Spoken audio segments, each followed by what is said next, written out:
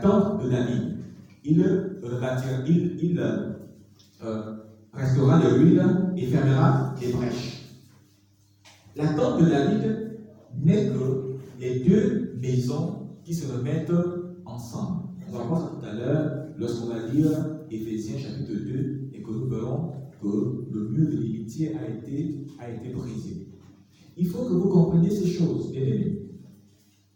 Il faut que votre esprit prenne ces choses afin que vous ayez la bonne adoration, c'est-à-dire le bon culte, le bon service auprès de cet Elohim que nous ne connaissons pas, mais que nous sommes amenés à connaître. Car la vie éternelle, comme a dit Yeshua, c'est que nous le connaissions lui et son Fils qu'il a envoyé. Jean 17, verset 3. Bien. Donc, j'essaie de résumer pour ceux qui n'étaient pas là depuis jeudi. Nous étions arrivés où nous avons démontré ici que, en réalité, la bonne nouvelle, elle est arrivée chez nous dans les nations parce que ceux de Judée, les Juifs, ont rejeté leur Messie. Ils l'ont rejeté. Nous avons démontré par l'écriture, nous avons lu des passages où les anciens du peuple ont comploté contre le Messie pour le livrer entre les mains des impies, de Pilate, pour qu'il soit tué. Ils l'ont rejeté. Et nous avons vu que le peuple a dit quoi? Que son sang retombe sur nous et sur nos enfants. Cette parole est trop puissante pour eux.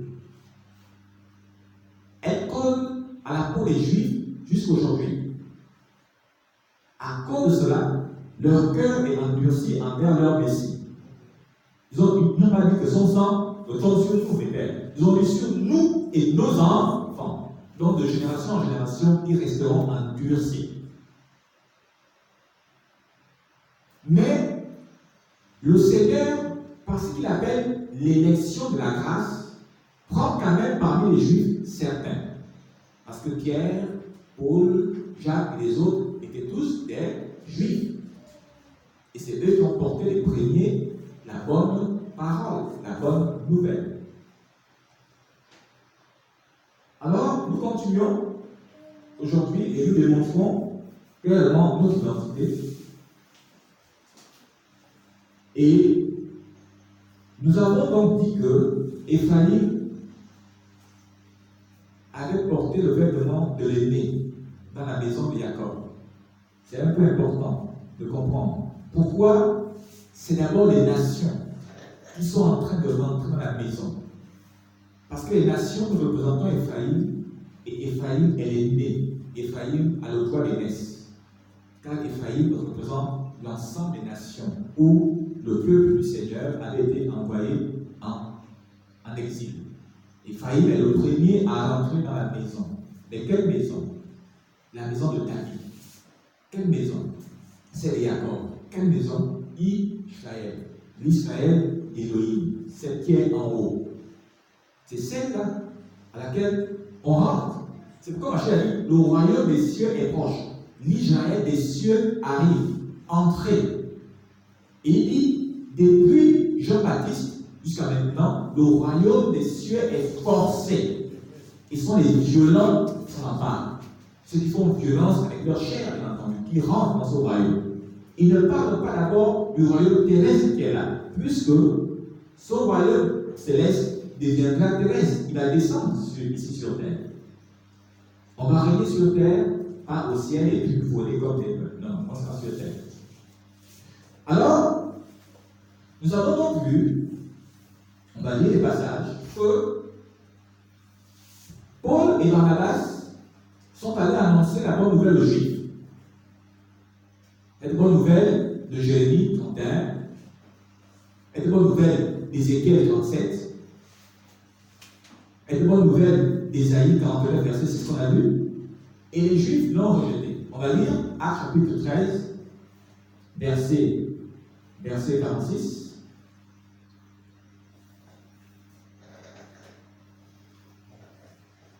Je vais lire. et Barnabas leur dire à qui? À ces Juifs, avec assurance. C'est à vous, premièrement, que la parole d'Élohim devait être annoncée.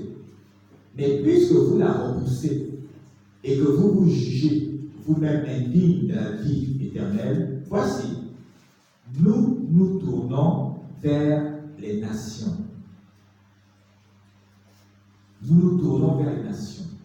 Alors que maintenant, la bonne nouvelle va être concentrée d'abord, va être portée vers les nations. Quelqu'un peut lire encore, on va lire Ésaïe 49, 6, 5 à 6, qu'on a lu le passé, pour faire le lien. Ésaïe 49, versets 9 à 6, 5 à 6. Je lis. Maintenant, Yah parle, lui qui m'a formé dès ma naissance, pour être son serviteur, pour ramener à lui Jacob et Israël encore dispersé. Car je suis honoré aux yeux de Yah, et mon Elohim est ma force. Il dit, c'est peu que tu sois mon serviteur pour relever les tribus de Jacob et pour ramener les restes d'Israël. Je t'établis pour être la lumière des nations, pour porter mon salut jusqu'aux extrémités de la terre. Amen. Alors, le salut doit être porté jusqu'aux extrémités de la terre, c'est-à-dire dans les nations, afin que la promesse, la parole prononcée sur Abraham devienne une réalité et toutes les familles de la terre seront bénies en lui. Lorsque les Juifs ont rejeté le Messie, la bonne nouvelle a été tournée vers nous, afin que cette parole d'Ésaïe 49, 6 soit réalisée dans les nations. C'est la même directive que le Seigneur a donnée à ses disciples en Matthieu 28, 19, allez dans les nations et faites les disciples. Et en Actes chapitre 1, verset 8. Alors, le salut a commencé donc à être porté vers les nations par le fait que ceux de Juda, les Juifs, ont rejeté le salut, ont rejeté leur Messie. Les nations maintenant accédaient au salut. Cette réalité, l'Église chrétienne ne comprend pas ça. L'Église chrétienne pense que, recevant le salut, elle forme un peuple à part, avec ses lois à part. La loi, vous connaissez davantage, la grâce. Que eux sont sous la grâce, ils ne sont pas sous la loi. Mais, on va lire Ésaïe 61, versets 1 à 2. La grâce a été donnée à qui? Aux chrétiens ou a été promis à Israël?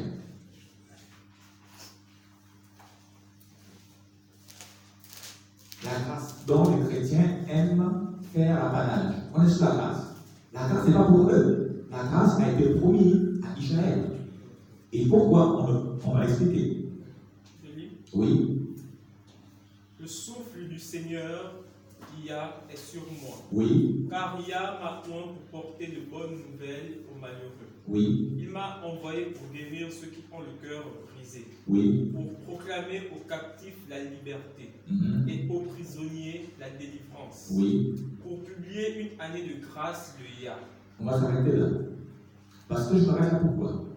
Je m'arrête là, c'est parce que le Mashiach, nous on le passage dans le chapitre 4, là, le Mashiach, la même chose. Le Mashiach s'est arrêté là. Le Mashiach s'est arrêté là. Il n'a pas continué. Il s'est arrêté pour proclamer une année de grâce de l'Éternel. Il n'a pas dit un jour de vengeance. Il s'est arrêté là, il a fermé. Luc 4, 16. La même parole a été portée par le Messie. Oui. Il se rendit à Nazareth où il avait été élevé. Oui. Et selon sa coutume, il entra dans la synagogue le jour du Shabbat.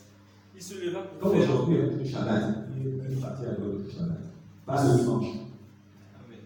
Il se leva pour faire la lecture et on lui remit le livre du prophète Yashayahu. Isaïe. L'ayant déroulé, il trouva l'endroit où il était écrit. Donc je te sentais là. Le souffle du Seigneur est sur moi, parce qu'il m'a oint pour annoncer une bonne nouvelle aux pauvres. Il m'a envoyé pour guérir ceux qui ont le cœur brisé, pour proclamer aux captifs la délivrance et aux aveugles le recouvrement de la vue, pour renvoyer libres les opprimés, pour publier une année de grâce du Seigneur. Amen. Amen. Donc, il s'est arrêté là, il n'a pas continué en disant et un jour de vengeance. Parce que le jour de vengeance, ce n'est pas encore. Amen. Il s'est arrêté pour publier une année de grâce de l'Éternel. Que les chrétiens ne comprennent pas. L'année de grâce veut dire quoi? Maintenant, je t'explique. L'année de grâce veut dire, c'est-à-dire une saison de grâce, une période de grâce, veut dire quoi? Veut dire que les sentences liées à la loi ne s'appliquent plus. C'est-à-dire que l'homme et la femme qui sont surpris en adultère, on ne les lapide plus. Ils ne sont plus lapidés. C'est ça, proclamer une année de grâce. Les sanctions pénales, si je peux dire, comme les juges de ce monde, ne sont plus applicables pour un temps. Il faut bien comprendre ça. La grâce n'est pas synonyme que la loi n'existe plus. La grâce veut dire que tu n'es plus puni conformément à ce que la loi demandait par rapport à tel acte que tu as commis. Amen. C'est pourquoi le Mashiach, parlant à la femme adultère, qu'est-ce qu'il lui dit? Il lui dit, va et ne pêche. Or, ne pêche plus, ça veut dire quoi? Ne transgresse plus la loi. C'est ça la grâce. Et l'année de grâce a été proclamée pour qui? Pour Israël. Mais les chrétiens disent non, c'est la grâce. Pitié pour eux. Une grâce où ils piétinent la Torah d'Élohim. La grâce veut simplement dire ce que la Torah a prévu quand on condamne la mort n'est pas applicable. C'est ça, publier une année de grâce. Donc, le Mashiach est venu donc donner cela à Israël en disant le Seigneur vous accueille, quel que soit ce que vous avez pu faire, repentez-vous et convertissez-vous. C'est-à-dire revenez pleinement à la véritable adoration. Abandonnez idoles et autres, tout ce qui est mauvais, revenez. Et je suis l'exemple à suivre. Je suis le chemin. Je suis la vérité et je suis la vie éternelle. C'est ça la réalité. L'Église chrétienne n'a pas compris le cheminement qu'on a pris de Genèse chapitre 12 jusqu'à maintenant. L'Église chrétienne a dit, le Seigneur a rejeté Israël, il a maintenant un nouveau peuple qu'on appelle les chrétiens. Ce qui est une erreur, j'ai envie de dire une hérésie, une abomination. Yes. Parce que le Seigneur reste le même hier, aujourd'hui et pour toujours. Sa parole ne change pas. Amen. La Bible dit que la vérité qui sort de lui ne change pas, ne varie pas. Il ne change pas. La lumière qui sort de lui ne varie pas, cette vérité. C'est toujours pour Israël. Alors, on a pu aussi voir que le Mashiach, de sa propre bouche, il dit, je n'ai été, cette parole est trop forte, je ne sais pas comment les chrétiens entendent ça, je n'ai été envoyé qu'aux brebis perdues de la maison d'Israël. Normalement, un chrétien sensé doit dire, bon, moi, j'abandonne Jésus. J'ai vu que les gens d'Israël, c'est bon. N'est-ce pas? Parce qu'il dit, je n'ai été envoyé que. Mais quelqu'un de sensé va dire, je m'attache à ceux d'Israël. Amen. Comme Ruth et Naomi. Je m'attache à Israël. C'est ça que nous, on a fait. Yes. Il se peut que nous serons des vrais Israéliens descendants. On ne sait pas. Peu importe. Mais nous, on s'attache à Israël. Parce que le salut a été envoyé pour eux. Et c'est eux d'ailleurs que le Seigneur vient prendre. Et c'est eux qui vont régner. C'est pourquoi la ville céleste qui va descendre, il n'y a pas des portes qui portent le nom des païens. C'est le nom des 12 tribus d'Israël. Je ne sais pas comment les chrétiens réfléchissent. Alors, normalement, tu commences déjà à voir ta véritable identité. Tu dis, ah, donc je ne suis pas chrétien. Je suis normalement israélite. Amen. C'est ça la vérité. Le christianisme n'existe pas pour le Seigneur. Yes. De même que le judaïsme, pour le Seigneur n'existe pas. Amen. Il n'y a que des Israélites qui ont une adoration.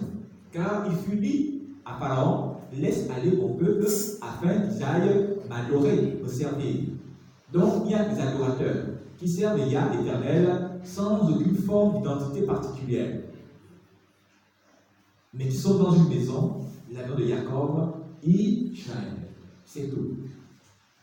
C'est tout.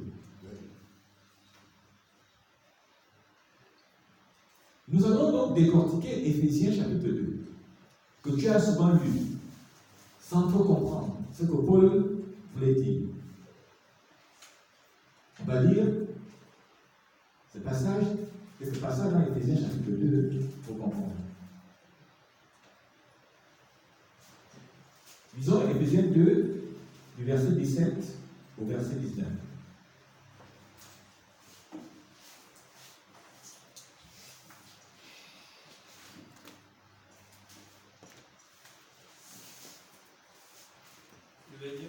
Oui.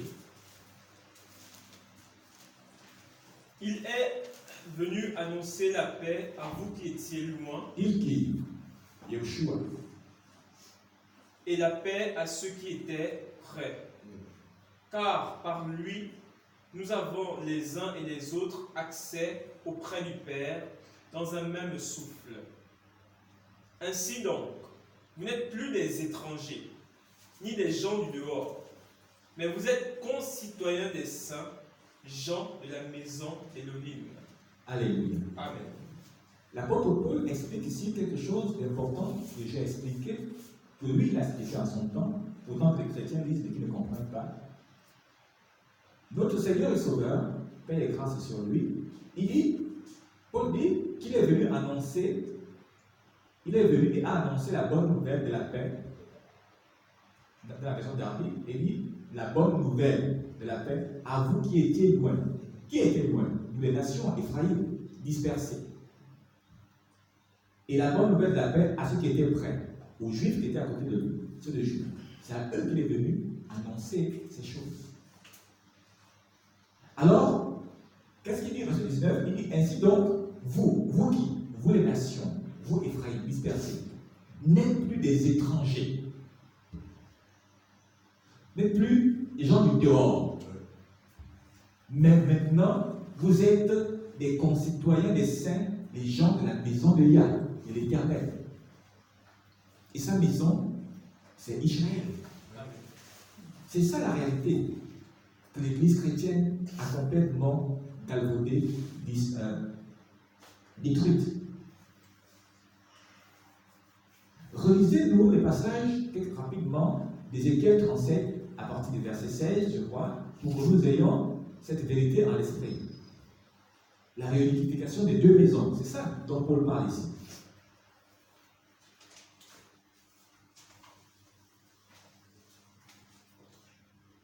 Et tout acte prophétique est posé. Tu lis davantage, là, il demande de prendre le bois d'Éphraïm et le bois de Juda, simplement pour les mettre les deux en une forme 1. Donc on est dans Ézéchiel 37, on va lire à partir du verset 1. Les bois sur lesquels tu écriras seront dans ta main. Dans ta main. Sous leurs yeux. Sous leur regard. Et je leur dirai, ainsi parle Adonai, voici, je prendrai les enfants d'Israël du milieu des nations où ils sont allés, je les rassemblerai de toutes parts et je les ramènerai dans leur pays. Oui. Je ferai d'eux une seule nation dans le pays, dans les montagnes d'Israël. Oui. Ils auront tous un même roi et ils ne formeront plus deux nations. Ils ne seront plus divisés en deux royaumes. Ils ne se souilleront plus par leurs idoles, par leurs abominations et par toutes leurs transgressions. Oui. Je les retirerai de tous les lieux qu'ils ont habités et où ils ont péché et je les purifierai.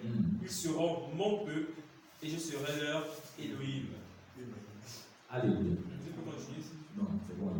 Oui, il dit et je les purifierai. Quelqu'un, certainement, a fait le lien avec Éphésiens chapitre 5. Est-ce que quelqu'un voit le lien? Je les purifierai.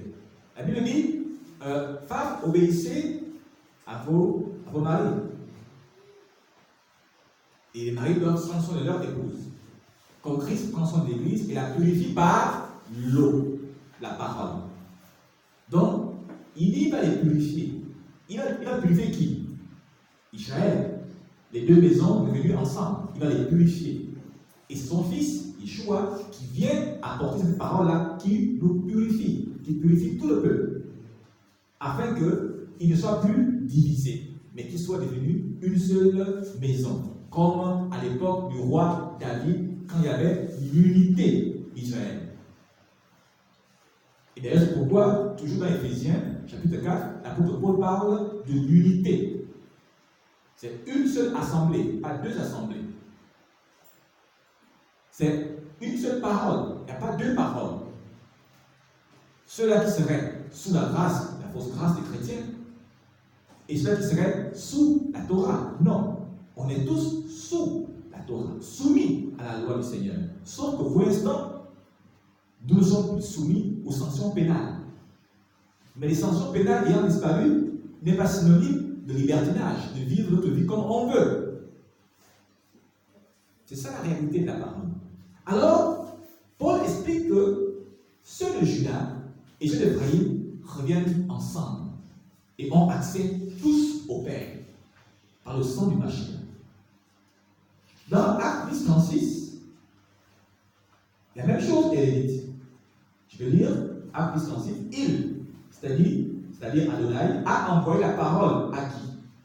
Aux fils d'Israël, en leur annonçant la paix.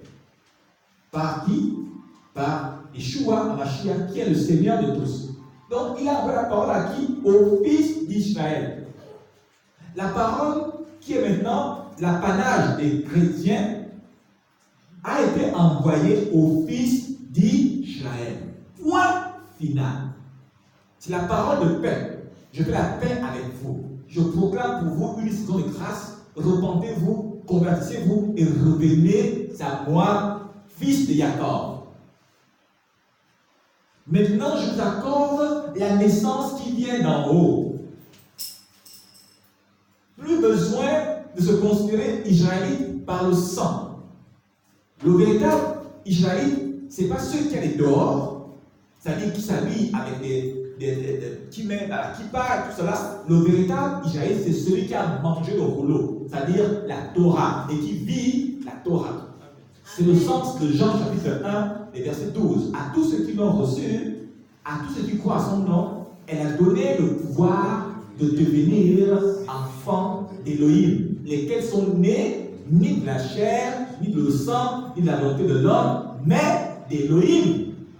C'est ça la réalité qui doit être annoncée aux chrétiens. La parole de paix a été envoyée pour les enfants d'Israël. Et nous, les nations, lorsqu'on entend cela, on doit attraper Israël. On devient Israël. Mais le problème est que l'adversaire nous apaise de tout son poids de péché pour faire en sorte que l'aveuglement spirituel soit maintenu dans ce qui est, dans ce qu'on appelle l'Église chrétienne. Mais le problème, si un chrétien meurt sans cette vérité, sans la découvrir, est-ce qu'il est élu? Puisque la Bible dit, par la bouche du Mashiach, dans Matthieu 24, il dit, il viendra des faux Christ, des faux rois, qui feront de terribles miracles, au point de séduire même, s'il est possible, même les élus. En réalité, il n'est pas possible de séduire un élu. Un élu aura toujours la vérité qui va rentrer dans son cœur. Il va entendre la voix du berger, du bon berger, et il va suivre. Il a dit, mes brebis entendent ma voix. Donc si quelqu'un chrétien reste en jusqu'à la mort, il n'était pas la brebis du Mashiach, il n'était pas un Israélite, il n'était pas un élu. Est-ce que vous comprenez? Il faut faire attention. La parole prophétique, quand elle est libérée, c'est pour deux choses. Quelqu'un va aller dans le bon chemin, quelqu'un ira dans le mauvais chemin. C'est comme ça. Il a dit, au point de séduire, même s'il est possible, les élus. Il n'est pas possible quand les élus entendent la voix du bon berger et suivent sa voix. Et le bon berger est notre exemple, le Seigneur. Il a dit de l'imiter, de le suivre. Chacun emportant son obéissance. Parce que le bois ici, c'est le symbole de l'obéissance. C'est vrai, les traductions ont mis la croix. La croix n'a jamais existé. C'est une invention de l'Église catholique romaine qui a amené en son sein les coutumes païennes. Ils ont donc accepté que les païens arrivent et, voulant s'accorder avec les païens, ils ont dit, bon, il n'y a pas de problème, on va accepter cette croix-là. Crux. Or, le véritable commandement, c'était qu'il était pendu au bois, il n'a pas été pendu aussi au mont Golgotha, il a été pendu en face du temple au mont des Oliviers. Donc, ce sont des vérités qu'on nous cache, mais qui deviennent claires aujourd'hui. Alors, c'est pour faire comprendre que la parole de paix, la grâce, a été envoyée à Israël, pas à toute l'église chrétienne. Jamais. Alors, ce qui se passe alors, c'est quoi? C'est que ce qu'on appelle aujourd'hui le corps du Christ, ce qu'on appelle faussement l'église chrétienne avec le corps du Christ, c'est en réalité toujours Israël. On va lire l'Écriture dans Jean chapitre 1, qu'on a dû lire le jeudi, on va le lire encore, Jean chapitre 1, chapitre 11, tant pour moi, du verset 50 au verset 52. Ça, c'est Caïphe qui est en train de parler, qui va prophétiser. Oui. Vous ne réfléchissez pas qu'il est dans votre intérêt réfléchissez un peu, les gars, qu'un seul homme meure pour le peuple et que la nation entière ne périsse pas. Or, il ne dit pas cela de lui-même, mais étant souverain sacrificateur cette année-là, il prophétisa que Yahusha devait mourir pour la nation.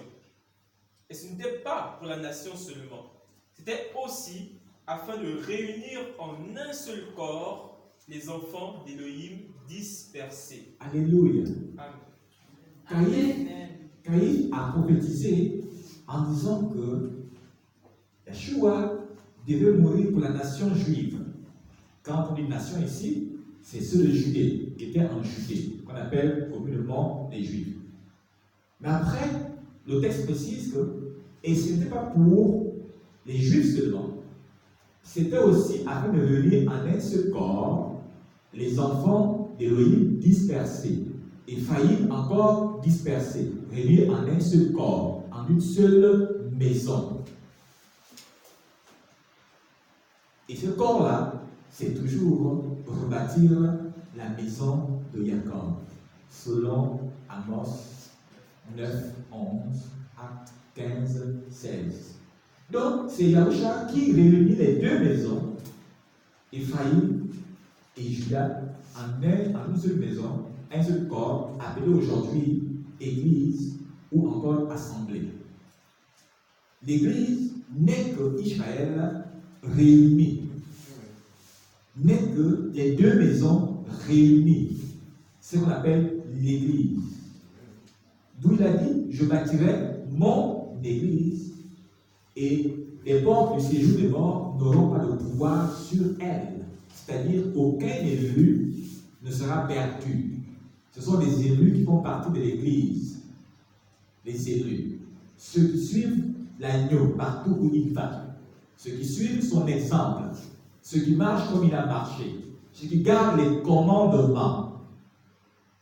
Lisons un passage dont j'aime très bien, qu'on a lu aussi, je crois, mercredi, jeudi, Galates 2,17. Et ensuite Galates 2,20. Des passages que les chrétiens aiment prendre, surtout Galates 2,20. On parle de Galates 2,20. Galates 2,20. Si on doit lire ça. Je lis. Oui. J'ai été pendu avec le Messie. Oui. Et si je vis, ce n'est plus moi qui vis, c'est le Messie qui vit en moi. Oui. Si je vis maintenant dans la chair, je vis dans la foi au Fils d'Élohim, qui m'a aimé et qui s'est livré lui-même pour moi. Amen. Amen. Donc, Paul dit, ce n'est plus lui qui vit, mais c'est Yahusha qui vit sa vie en lui. Suivez bien, fermez les yeux et puis voyez que le Christ vive sa vie, vive en nous. Le Christ vivant en nous, en train de pécher. Le Christ vivant en nous, en train de manger le cochon. Le Christ vivant en nous, en train de dire Shabbat c'est rien. Imaginez le Christ qui vit en nous, en train de dire Shabbat c'est rien. Ils sont plus sous la loi, ils sont sous la grâce. Imaginez ça un instant. Car qu'est-ce que dit le verset plus haut, 17? Mais tandis que nous cherchons à être justifiés par le Messie, si nous étions aussi nous-mêmes trouvés pécheurs, oui, le Messie serait-il un ministre du péché? Loin de là. Est-ce que quelqu'un comprend ce passage que Paul dit là? Il dit, pendant que nous marchons dans la justification, si, pendant que nous marchons dans la justification, le péché nous saisit, on devient les transgresseurs de la loi. Est-ce que pour autant, ça veut dire que le service que le Mashiach est en train de faire pour nous est un service de péché, un service où on doit pécher? Est-ce que le Mashiach est un ministre, un serviteur pour qu'on transgresse la loi? Il dit, pas du tout, jamais. Loin de là, impossible. Le Mashiach, la Bible dit, il a traversé le temple parfait qui est dans les cieux. Non pas avec le sang des boucs, mais avec son propre sang. Lorsque le prêtre, le grand prêtre, rentrait dans le lieu très saint, quand il n'était pas saint, il mourait sur place. Mais Mashiach continue jusqu'à aujourd'hui à exercer son ministère dans le tabernacle céleste, où là-bas on ne blague même pas une seule seconde avec le péché. Et on dit, non, maintenant on peut faire ce qu'on veut. Non, les amis, non. Il n'est pas au ciel pour faire dans le temple céleste, faire un service pour que la Torah soit bafouée, pour que la Torah soit transgressée, pour que la loi soit annulée. Non. C'est ce que Paul dit dans Galates 2,17. Après maintenant, en 2,20, il dit, maintenant, s'il vit, il ne vit plus lui-même, c'est plutôt ce ministre-là, ce ministre gardien de la Torah qui est en lui. Et c'est ce Paul-là qu'on nous dit, qu'il a dit que maintenant, tous les jours sont pareils. On s'en fout du Shabbat. C'est ce Paul-là qui dit que le ministre gardien de la Torah est en lui, qui dit que maintenant, on peut manger de tout ce qui a marché, on peut manger de tout. Soyons sérieux.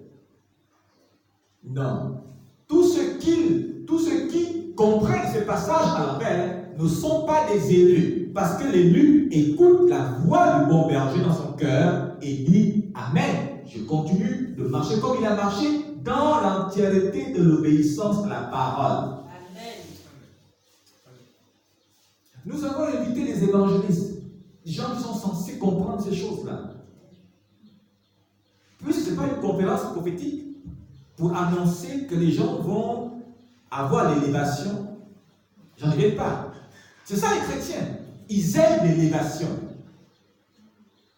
Et je crois hier, avant-hier, je disais, Lazare a été ramené à la vie. Mais Lazare est mort encore. Ne cours pas derrière la guérison. Ne cours pas derrière le travail. Cours plutôt derrière ton salut.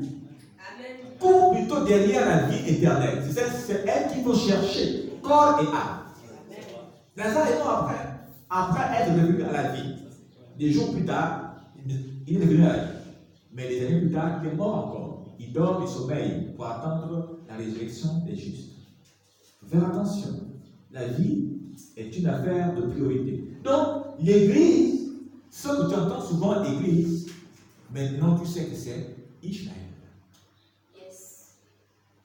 Alors, sache dès aujourd'hui que dès que quelqu'un d'une église te dit la loi a été abolie, comprends que cette personne-là est en dehors de la maison.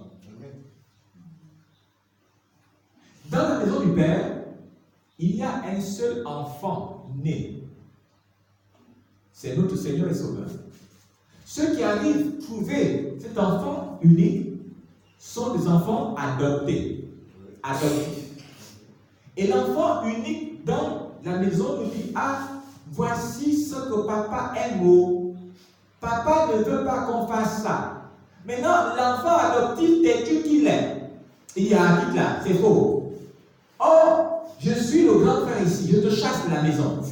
C'est ça les chrétiens, ils sont dehors. Ils pensent être dans la maison, mais en fait, ils sont dehors. Parce que le grand frère attend qu'ils disent, oui, j'ai compris, il est à la maison. Le grand frère dit, alors, viens répondre à la maison. Mais tant que les chrétiens restent dans la rébellion, or la rébellion, c'est la transgression de la Torah. Et l'apôtre Paul dit ceci dans un de ses livres, il dit, le mystère de l'iniquité agit déjà. C'est-à-dire, en son temps, il y avait déjà des hommes et des femmes qui avaient rejeté la Torah. C'est un mystère. Aujourd'hui, c'est pleinement dévoilé. Les chrétiens sont hors de la maison. Ils ne sont pas dans la maison, puisqu'ils refusent les instructions que le Père a établies. Et il a dit à son fils, tu me gères ça. Car toute autorité lui a été donnée. Et c'est même lui qui va juger. Le Père n'a pas besoin, celui que personne n'a vu, ne peut voir. Il n'a pas besoin de se plier pour venir juger un petit insecte que je suis. Il dit au fils, tu vas le juger. Mais voici sur quoi tu vas le juger. Amen. C'est ça. Car le fils, selon Apocalypse 19, 13, il est la parole du Père. Il est le gardien de la parole du Père. Et il dit à celui qui vaincra, là nous sommes dans chapitre 2 et 3 d'Apocalypse, quand il parle aux assemblées, aux églises, il dit à celui qui vaincra, comme j'ai vaincu, je lui ferai asseoir sur mon trône, comme moi-même je me suis assis au trône de mon Père. À celui qui vaincra, comme j'ai vaincu, je donnerai un nom nouveau que personne ne connaît. À celui qui vaincra, comme j'ai vaincu, je ferai de lui une colonne, un poteau dans le temple de mon Père, et il n'en sortira jamais. À celui qui vaincra, comme j'ai vaincu, je donnerai des vêtements blancs. Amen. Et la Bible dit quoi? La foi, la victoire plutôt, qui triomphe du monde, c'est notre foi. C'est-à-dire notre capacité à rester fidèle à la parole. C'est ça la foi qui triomphe du monde chrétien et ses valeurs, du monde musulman et ses valeurs. Notre victoire, c'est la foi. C'est elle qui triomphe du monde. Et aujourd'hui, ta foi doit être une foi attachée à la maison de Jacob. Qu'est-ce que le Seigneur a donné à sa maison? Il a donné la Torah. Mais il a donné maintenant sur les meilleures promesses. La première promesse, je publie une année de grâce. Mais après il dit, pardon, pitié. C'est pas parce que c'est maintenant la grâce, ne pêche pas. Mais travaille à ton salut avec la crainte et le tremblement. Car sans la sainteté, sans la sanctification, sans la sainteté, nul ne verra le Seigneur. Or, la sainteté n'est pas définie par rapport à nos valeurs du monde, mais elle est définie par rapport à ce que le Seigneur a dit. Vous serez saints quand je suis saint, dit Yah. Lévitique 19, que Pierre répond dans 1 Pierre 9. 1 Pierre 9. La sainteté, c'est ça qui définit. Donc, à partir d'aujourd'hui, comprends que l'église ou encore assemblée, ce n'est que la maison d'Israël, de Jacob. C'est pourquoi, dans mes publications, je m'appelle maintenant un Israélite. J'en dis, tu sais quoi? Tu es devenu juif. Quand je dis à quelqu'un juif Israël, tu es devenu juif. Ça veut dire que la personne et la personne est dans les ténèbres. On essaye de l'éclairer. Elle dit non, vous êtes perdu. Je suis content quand on me dit je suis perdu. La Bible dit, s'ils ont traité notre Seigneur de Belzébuth, elle dit de démon, nous, on est quoi? Est-ce que le disciple est plus grand que le maître? Le maître a été traité de Belzébuth. Moi, mon Dieu est perdu. Je dis Alléluia. Je dis Alléluia. Je suis perdu. Si ce que je dis, tes oreilles n'entendent pas ça, c'est que tu n'es pas un élu. Tu as été appelé. Alléluia. Tu as entendu un jour quelque chose qui ressemblait à la bonne nouvelle. Tu as pris le repos dans la paix. Et tu as pris la mauvaise porte. Parce que l'élu, quand il entend l'appel, il prend la porte qui est resserrée et le chemin qui est étroit et qui mène à la vie. Amen. L'appelé, lui, quand il entend une certaine bonne nouvelle, il prend la porte qui est large et le chemin qui est spacieux et qui mène à la perdition. C'est ça la différence entre eux et nous. Entre eux et nous. C'est pourquoi je vous assure que beaucoup ce jour-là vont regretter. Le Seigneur va leur montrer toutes les occasions qu'ils ont eues à se repentir. Donc, cette église, Israël, les deux maisons réunies, c'est l'olivier verdoyant. Et on va comprendre que cet olivier était beau par son fruit. Et que son fruit, c'était quoi? La sainteté. Or, la sainteté n'est définie qu'en vertu de notre obéissance à la parole. Il y a deux types de justification. La justification qui nous permet de nous approcher du Père, c'est celle que nous avons reçue gratuitement par notre foi à la mort du Messie d'Israël. Isaïe dit que toute notre justice est comme un vêtement souillé. Donc, quand moi je prie, quand je m'approche du Père, je m'approche revêtu de la justice de son Fils. C'est elle qui me permet, selon Hébreux 12, de m'approcher du trône de la grâce pour trouver miséricorde. J'ai la justice du Mashiach. Maintenant, la justice qui me permettra d'avoir mon vêtement blanc, cette justice-là, moi-même je la travaille. C'est ça qu'on appelle la sainteté, la sanctification. J'arrête de transgresser la Torah et au fil du temps, mon vêtement devient blanc, encore plus blanc, plus blanc. Ça là, ce n'est pas le sang du Mashiach qui me donne cela. Le sang du Mashiach enlève le péché que j'avais, m'accorde une sorte de dignité devant le Père. Mais ensuite, c'est maintenant à moi de porter ma propre obéissance tous les jours. Ce n'est pas Mashiach qui va venir obéir à ma place. C'est moi qui obéis.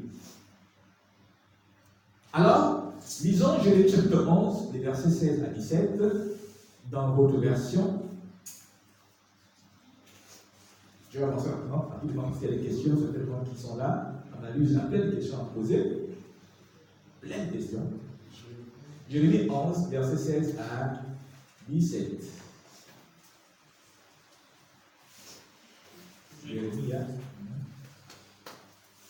Olivier verdoyant, oui, remarquable par la beauté de son fruit, oui, tel est le nom que t'avait donné Yah. Oui. Au bruit d'un grand fracas, il embrase par le feu, et ses rameaux sont brisés. Oui. Il y a des armées qui t'a planté, appellent sur toi le malheur. Oui. À cause de la méchanceté de la maison d'Israël et de la maison de Yehuda, Oui. qui ont agi pour mériter en offrant de l'encens à Baal. Amen. Amen. Israël était comparé à l'olivier. C'est pourquoi dans Romains chapitre 11, on l'appelle l'olivier franc, c'est-à-dire l'olivier pur, verdoyant. Cet olivier avait une beauté remarquable. Cette beauté, c'était la sainteté. C'est-à-dire, le fruit que portait l'olivier verdoyant, c'était la sainteté, l'obéissance au commandement de Yahweh.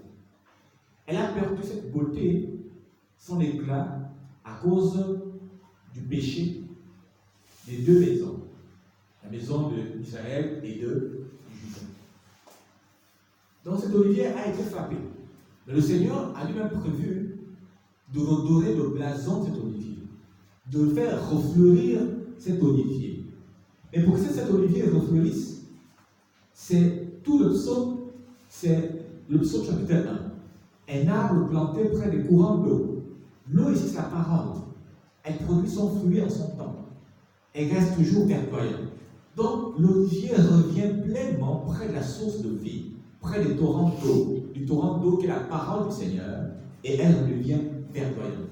Et les branches qui avaient été coupées sont de nouveau hantées. Et même ceux qui n'étaient pas dans cet olivier, les nations pures comme nous sommes plantés, hantés dans cet olivier. Cet olivier, c'est Israël. Paul en parle dans Romains chapitre 11. Quand il parle du greffage, on est greffé sur l'olivier verdoyant. Parce que le Seigneur redonne de l'éclat à cet olivier. Il n'y a pas deux oliviers, il y a un seul olivier. C'est Israël qui retrouve sa beauté, son éclat, en ce temps de la fin où le Fils prend le temps d'arroser lui-même l'olivier. C'est ça qu'il appelle, il prend son Église en la purifiant par l'eau. Car cette Église, cet olivier, il va la présenter à son Père sans tache, ni ride, ni rien qui ressemble à quelque chose de mal. Cet olivier verdoyant. Alors, l'Église n'a pas compris ça, l'Église chrétienne. C'est ça, Éphésiens 5. Afin de faire paraître devant lui cette assemblée glorieuse, sans tache, ni ride, ni rien de semblable, mais sainte et irrépréhensible. C'est-à-dire une église remarquable par la beauté de son fruit. Et son fruit, c'est la sainteté. Et la sainteté n'est possible que par la parole. Selon Jean 17, Père, sanctifie-les par ta parole, car ta parole est la vérité. Donc on n'est pas sanctifié par autre chose, on est sanctifié par la parole. Donc quand la parole dit, fais ceci, tu fais. Fais pas ceci, tu ne fais pas. C'est simplement ça, c'est pas compliqué, c'est deux choses. Fais, tu fais. Ne fais pas, ne fais pas. Amen. C'est simplement ça. C'est pas compliqué. Être sanctifié. Oh, c'est pas compliqué. En plus, ce que David n'avait pas hier, la possibilité, ou encore le peuple, d'avoir constamment en eux la présence du souffle saint, du Saint-Esprit. Le Saint-Esprit aussi agit avec un mandat. Le mandat de l'époque de David et des autres n'était pas d'être avec eux constamment. Ça fait partie des meilleures promesses de l'Alliance nouvelle. L'ancienne alliance originelle n'avait pas dans son mandat que le Saint-Esprit soit constamment avec le peuple. Or, aujourd'hui, dans l'Alliance nouvelle, renouvelée, le Saint-Esprit a le mandat d'être constamment avec nous. Et ensuite, dans son mandat, il ne parle pas de lui-même. Il prend dans la Torah et nous donne ça. Parce qu'il prend ce qui est au Messie.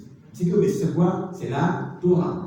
Donc, quand quelqu'un dit, le Saint-Esprit me dit que je peux manger ça, je dis, ah, tu es sûr que c'est le Saint-Esprit qui prend de ce qui est à Mashiach? Tu as dit ça.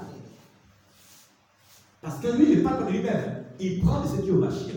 Or, on a dit que le Mashiach, dans son ministère céleste, il n'est pas là-bas pour qu'on pêche. Est-ce que vous voyez?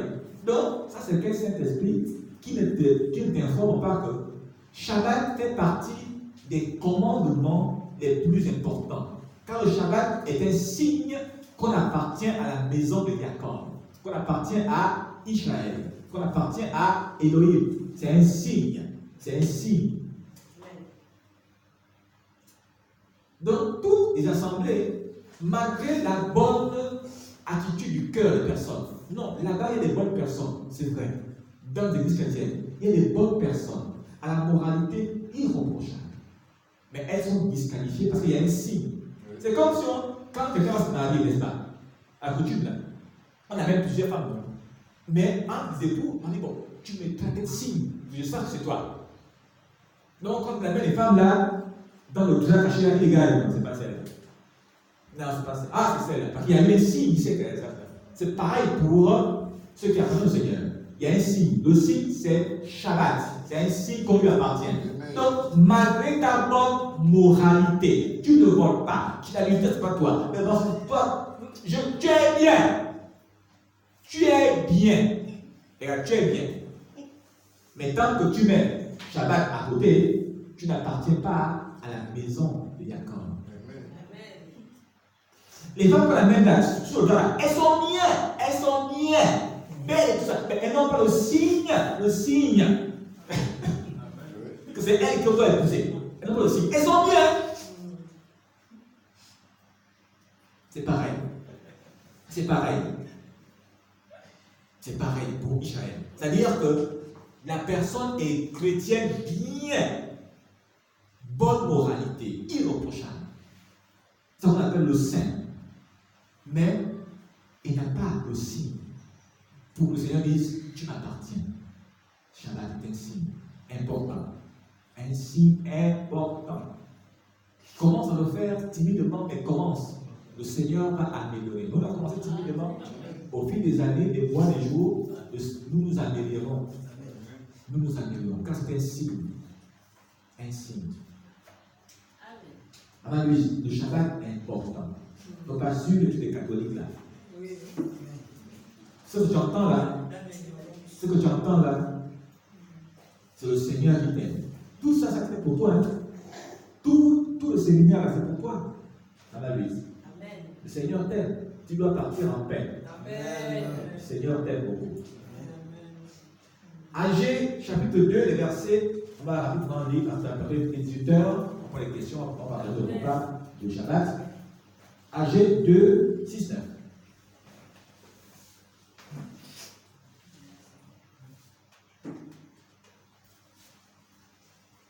Agé 2, 6, 9, on va lire rapidement. Oui. Car ainsi parle l'Ia des armées. Oui. Encore un peu de temps et j'ébranlerai les cieux et la terre, oui. la mer et le sec. Oui. J'ébranlerai toutes les nations, les trésors de toutes les nations viendront, et je remplirai de gloire cette maison, oui. L'Ia des armées. L'argent est à moi, et l'or est à moi, L'Ia des armées. La gloire de cette dernière maison sera plus grande que celle de la première, L'Ia des armées. Et c'est dans ce lieu que je donnerai la paix, L'Ia des armées. Amen. Amen. La gloire de la maison qui est en train d'être rebâtie sera plus grande que la première qui a été divisée en deux à l'époque de Salomon. La gloire de cette seconde maison. Car ceux qui entrent dans cette maison ne sont plus des hommes et des femmes charnels, mais des hommes et des femmes qui ont revêtu le manteau de la spiritualité au travers de l'obéissance par le Mashiach.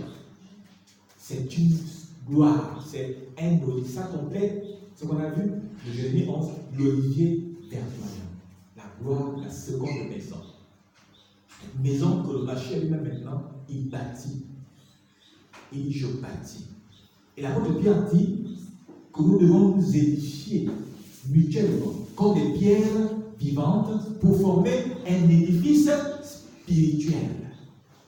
La gloire de la seconde maison sont des hommes et des femmes spirituels, pas charnels, spirituels. Maintenant, je vais te montrer c'est qui le spirituel. Allons-y dans Romains chapitre 2. Maintenant, tu vas comprendre c'est qui le spirituel. Quand quelqu'un est spirituel, ça veut dire quoi? Le spirituel, ce n'est pas celui qui prie beaucoup. Lui, quand il jeûne là, c'est 50 jours. Oh, il n'est pas spirituel, pas suivre. Il ne peut pas suivre. Maintenant, je vais te montrer c'est qui le spirituel. Romains, la vie là commence à devenir chaud. Hein. Je vois mon père comme ça, je dis, lui, c'est la muse. Romains chapitre 1, à partir du verset 9. Romains 8.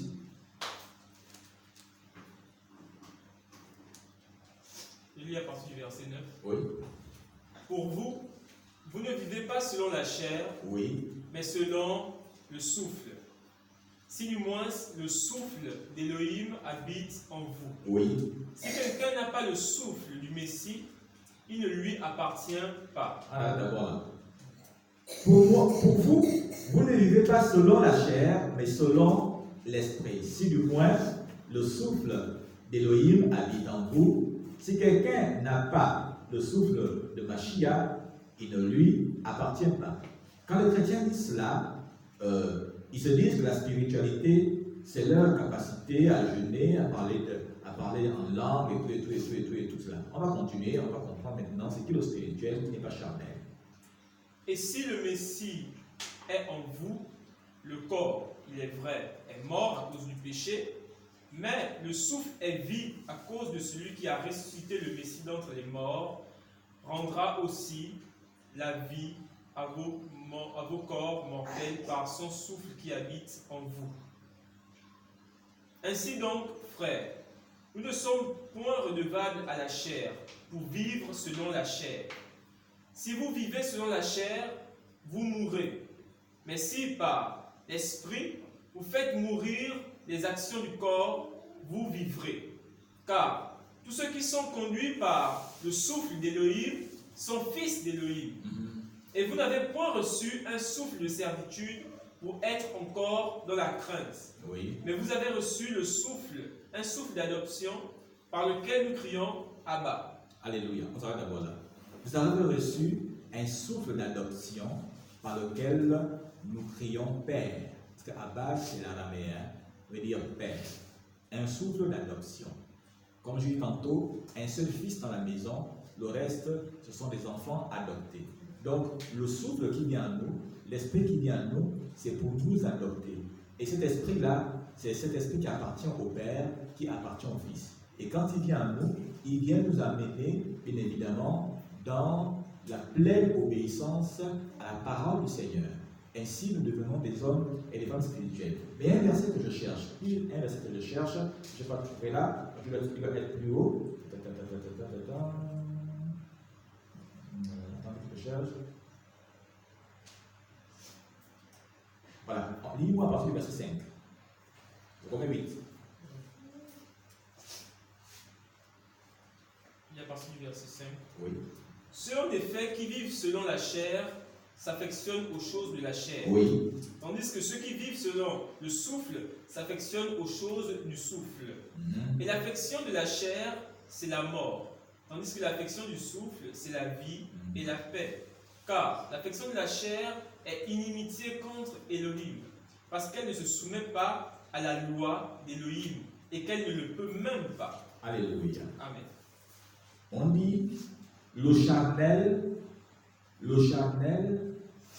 n'est-ce pas, est celui qui ne se soumet pas à la Torah d'Elohim. Point final. Quand quelqu'un te dit, non, tu es charnel, la Torah c'est fini, on dit, le charnel, c'est celui qui ne se soumet pas à la Torah d'Elohim. Point final. Amen. Il n'y a pas de débat là-dessus. On ne discute pas. Le charnel, c'est celui qui refuse de faire Shabbat.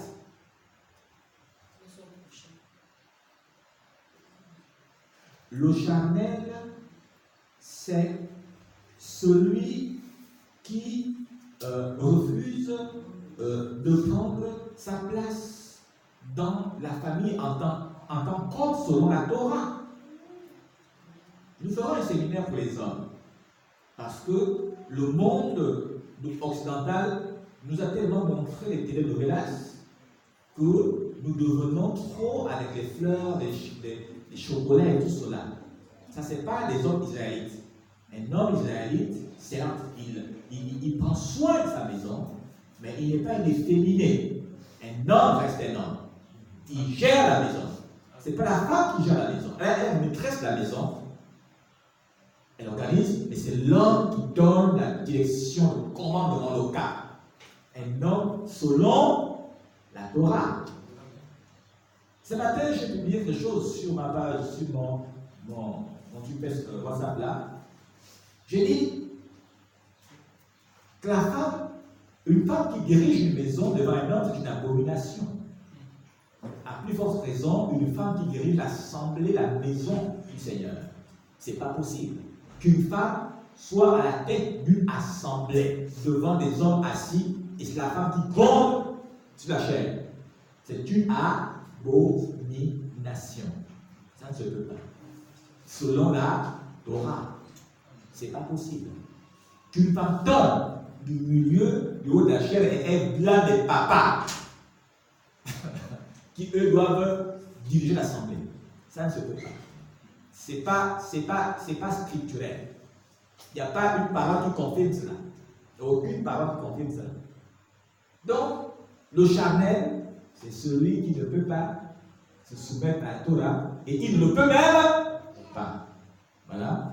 Donc, nous avons terminé pour aujourd'hui. Enfin, le Seigneur a dit le message, il y a pas de choses à dire, mais le Seigneur sait que ça, ce que j'ai déjà dit là, suffit parfaitement pour amener la conscience des uns et des autres à l'élévation spirituelle d'une compréhension qui t'amène au salut. Alors nous résumons en disant que la parole prononcée sur Abraham en Genèse 12:3 a eu ses effets sur nous parce que le Seigneur a utilisé des hommes et des femmes dans les événements pour permettre que son peuple soit dispersé dans les nations et que par la bonne nouvelle, qui est celle de leur accorder le pardon des péchés et la repentance et publier sur eux une année de grâce, il allait les ramener à lui.